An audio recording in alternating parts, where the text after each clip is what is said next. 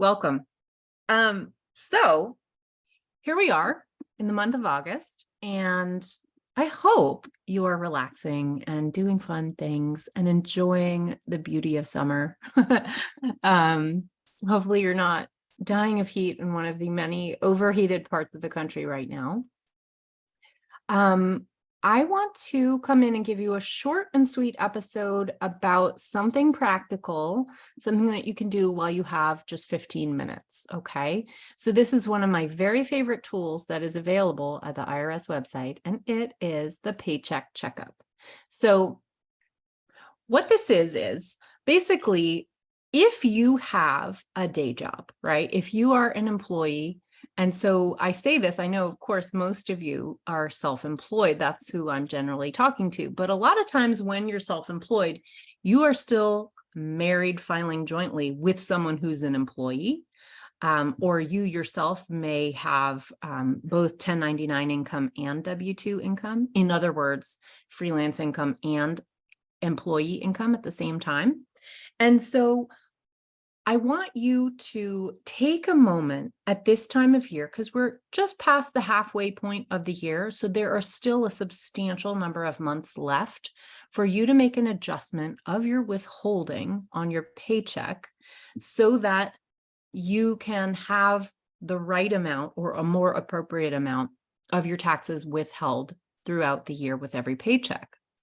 Okay, so what you do in order to adjust the taxes that are withheld on your paycheck when you're an employee, when you're paid on a W-2, is you fill out a form at the IRS website, and the form is called a W-4. And the W-4, you don't submit it to your employer. You submit it to, you don't submit it to the IRS. You submit it to your employer. And by law, your employer must enact what you request on that W-4. So you are the one with control over the level of tax withholding that your employer takes out of each of your paychecks. Okay, I want you to know that. Now, why would that be, right? Medicare and Social Security, those amounts are taken out automatically and you get no say and you don't do anything to adjust those amounts. When you're an employee, your employer is always withholding the correct amount. Why is that? That's because your employer knows what the right amount is. That's a calculation they can make on their own. And so they do. And in fact, they're required by law too. So nobody can change that. So 7.65% of your pay when you're an employee is taken out of every paycheck as you go. And that's going to pay into your Medicare and Social Security account. Okay. So that's always correct when you're an employee. Now, if you're self-employed and on your self-employment income, you are meant to be setting aside your self-employment tax to pay for your Medicare and Social Security. And that amount is twice as high as when you're an employee, because you're not just an employee when you're self-employed, you're also the employer. So you have both halves to pay. So that's 7.65% of your profit as the employee in your self-employment, but also 7.65% of your profit as the boss. Okay. Now, before you go thinking like, oh my God, that's so unfair, I want to remind you, self-employed people get to take deductions. We get the boss benefits because of having to pay the boss half of Medicare and Social Security. So there's two sides to that coin. There's a pro and a con, a benefit and a responsibility. Okay. So Social Security and Medicare is usually well caught up with every paycheck when you're paid as an employee. However, your federal income tax rate, that is not something your employer can know about. So because your income tax rate is not fixed and determined by your pay at that job, your federal income tax rate is dependent on your entire tax picture. So that includes all sources of income across your entire taxable household. In other words, if you're married to somebody making $500,000 per year, your tax rate is going to be at the upper level of income tax rates in the US. And your boss doesn't have any insight into that, nor do you have any obligation to tell them. On the other side of that, you might have 6 dependents and your W-2 may be your only source of income. That would put you in likely the lowest tax bracket, which for the record is 0. In other words, you would not pay income tax.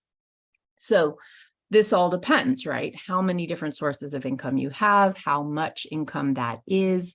If you are married to someone and file jointly with somebody who has a big amount of income, these all will affect your tax rate.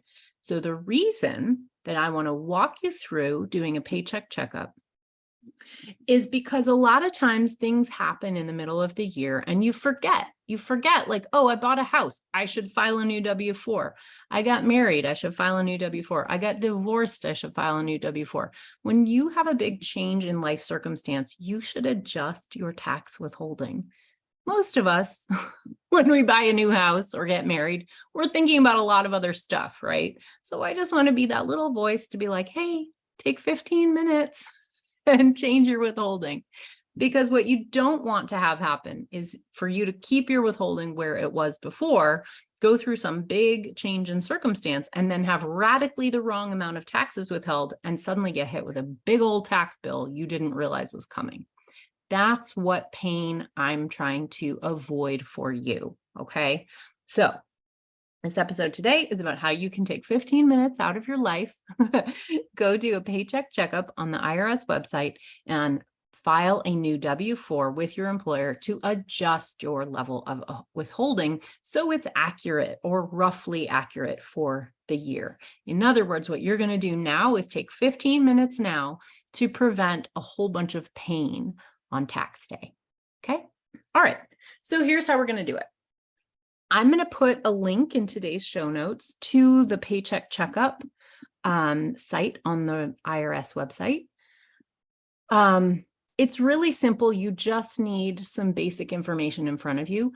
It's actually really nice. The site does not save your information, and therefore there's not like the security risk of having to put in your social security number and other personally identifiable information. Okay. But here's what you do need. Let's see. You're going to gather your most recent pay stubs. You're going to have your most recent income tax return handy. That's important. So you want a copy of your completed Form 1040, and that's going to from the prior year, and that's going to help you estimate your income and other characteristics, and it will speed up the process for you. So that's really it. That's really all you need. Okay. So why do you want to check? You want to check this to avoid a tax bill surprise next year. And you want to check it to ensure your withholding is at the right level. Now, who should check? Basically, almost everyone, okay? Anyone who had a change in income or a change in status. So a new child, a new dependent, marriage, divorce, a shift from taking the standard deduction to itemized deductions. Or if you owed money on your last tax return, that's a good reason to adjust your withholding. Maybe your accountant told you you needed to file a new W-4 when they went and did your tax review last year and you forgot. Do it now. Do it now, okay? Better to do it now than to wait another several months and be even more screwed up when it comes to April. You know, you have some time to catch it. And if you weren't happy with the size of last year's refund, that's another reason to do it. Or if you switch jobs or got a new source of income, that's another reason to do it. Okay.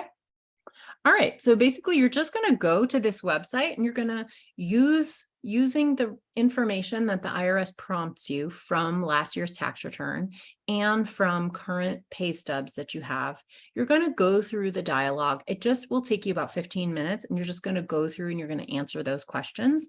And basically what you're doing is you're going to tell it, you know, how big of a refund you want, or if you want zero refund, you work from that number backwards, and it will tell you how much you should be withholding from each pay stub now in order to achieve that desired result. Okay. Now, one little caveat here is that if 100% of your household income is freelance income or sole proprietor income, and you have no W-2, so neither you nor your spouse has a W-2, then I'm going to have to link you to IRS publication 505, and it has instructions for how you can handle things. Unfortunately, that's going to mean that you don't have payroll and you don't have any automated way to be having withholding, so you can't file a W-4. And of course, that's the whole purpose of my program, Money Bootcamp. It is to help you set up your bookkeeping so you know what your profit actually is, calculate that profit, calculate the taxes owed, and then Money Bootcamp teaches you, of course, how to make those, calculate and pay those estimated quarterly tax payments. So if your income is 100% self-employed income, you have no choice but to do bookkeeping and to pay your taxes quarterly using the estimated quarterly tax system. I have lots of other podcast episodes on that. And of course, my program, Money Bootcamp, really walks you through that at a really great, empathetic, but at a good level of detail so that you can get that done. Okay. All right. So for those of you who do have a W-2 or are married to somebody who has a W-2, it's a good time of year right now to do a paycheck checkup. Look in the show notes for that link to that paycheck checkup. It will take you just 15 minutes of life. And remember, you need your tax return and you need a couple of pay stubs, recent pay stubs. And that's it. 15 minutes and you will save yourself a whole bunch of headache several months from now. So this is my little gift to future you that I encourage you to take. All right. I will talk to you on the next one. Bye. Thank you for watching. If you like this video, be sure to like, leave a comment, and subscribe to my channel. I'm so grateful for that. This video is for education and entertainment only. Nothing in this episode should be taken as individual tax or financial advice. You can find all the tools, books, and links I reference at sunlighttax.com/podcast.